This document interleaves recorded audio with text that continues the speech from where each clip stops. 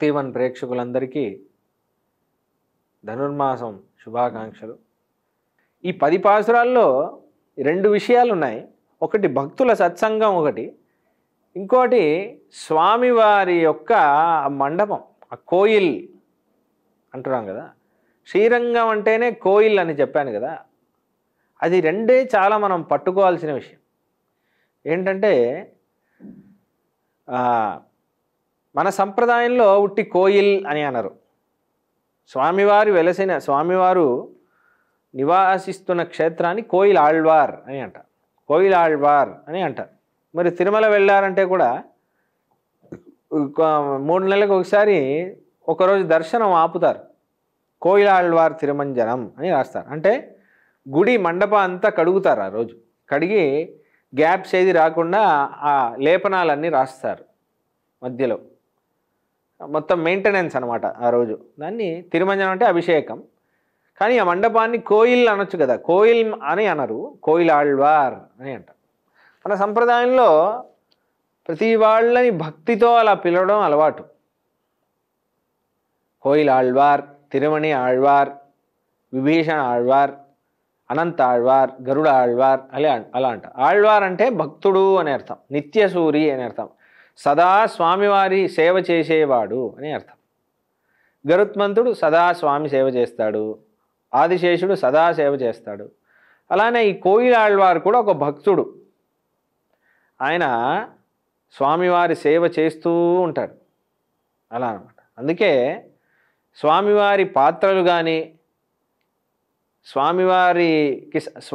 ఇంట్లో స్వామివారు ఉంటే స్వామివారికి సంబంధించిన ఏ ద్రవ్యమైనా కానీ చాలా గౌరవంతో చూడాలి అని శాస్త్రంలో చాలా చోట్ల ఉన్నాయి.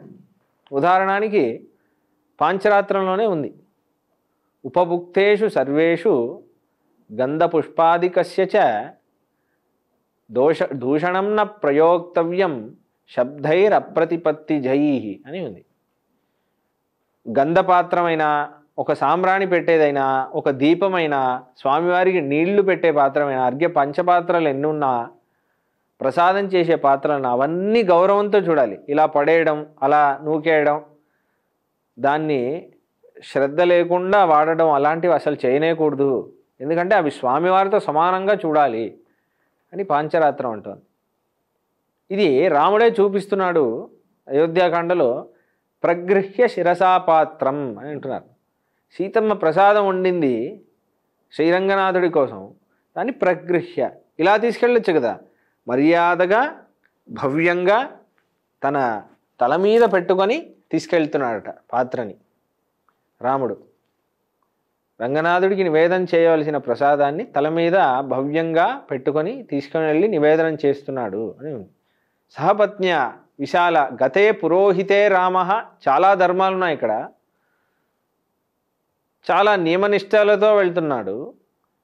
సహపత్న్య పత్నితో వెళ్తున్నాడు, ఆచారంగా వెళ్తున్నాడు. పురోహితే గతే పురోహితే రామ. ఆచార్యుల వారు వశిష్ఠ మహర్షి వారిని ముందు పెట్టుకొని ఆరగింపు చేస్తున్నాడు.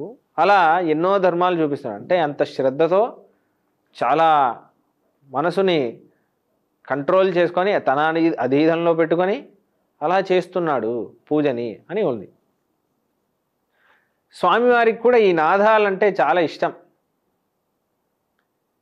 స్వామివారి గుడిలో శంఖనాథం, ఘంటానాథం, దాని తర్వాత ఆ పాత్రలు చేసే శబ్దాలే, తనకి పూజ చేసే అర్చకులు వాళ్ళు వేసుకున్న కంకణాలు కానీ, వారు పూజ చేస్తుంటే వచ్చే మధురమైన శబ్దాలు, గజ్జెళ్ళు, అవన్నీ చాలా ఇష్టమట స్వామివారికి. స్వామివారే అంటున్నారు శ్రీమద్భాగవతంలో,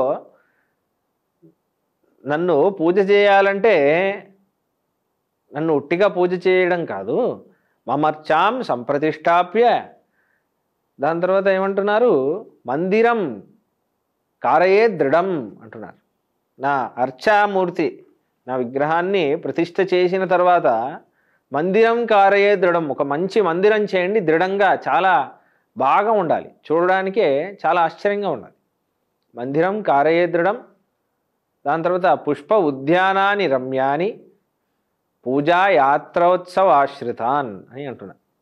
మంచి ఉద్యానం, ఒక గార్డెన్ లాగా ఉండాలి. ఆ తోరణాలు, తులసి వనం అంత బాగుండాలి. మనకి ఇంట్లో పూజ చేయలేకపోయినా ఏదో ఒక అసందర్భం వచ్చింది, ఇంట్లో ఆ రోజు పూజ చేయలేకపోతున్నాం అనుకోండి, ఆ కోయిల ఆళ్వార్ అంటాం కదా, ఆ మండపాన్నైనా దాన్ని తుడిచి ముగ్గులేసి దీపం ముట్టించాలని ఉంది. ఆ కోయిల ఆళ్వార్నే స్వామిలా చూడాలి అని అంటున్నారు. ఇది మన సంప్రదాయంలో వచ్చే ఒక అద్భుతమైన అలవాటు. అందుకే ఆ తిరుమల కొండ వెంకటేశ్వర స్వామిని మోస్తున్న ఆ తిరుమల కొండకే ఒక నమస్కారం అంటారు మన సంప్రదాయం. ప్రపద్యేతం గిరిం అనే ప్రారంభిస్తున్నారు వేదాంతేశులు వారు. ముందు ఆ తిరుమల కొండకి నమస్కారం, ఎందుకంటే స్వామివారిని మోస్తుంది కదా, అదే కోయిల ఆళ్వార్. తిరుమలై ఆళ్వార్ పరమపద స్థానీయం ఎన్నుం పడియాన తిరుమలై ఆళ్వార్ అని అంటారు. తిరుమలై కాదు, తిరుమలై ఆళ్వార్, ఒక భక్తుడిలాగా అంత బాగా చూసుకుంటోంది స్వామిని అని అర్థం. అలానే కృష్ణుడికి తన భక్తుల యొక్క శబ్దాలు ఇష్టం అని చెప్పాను. దీంట్లో చాలా విషయాలు ఉన్నాయి.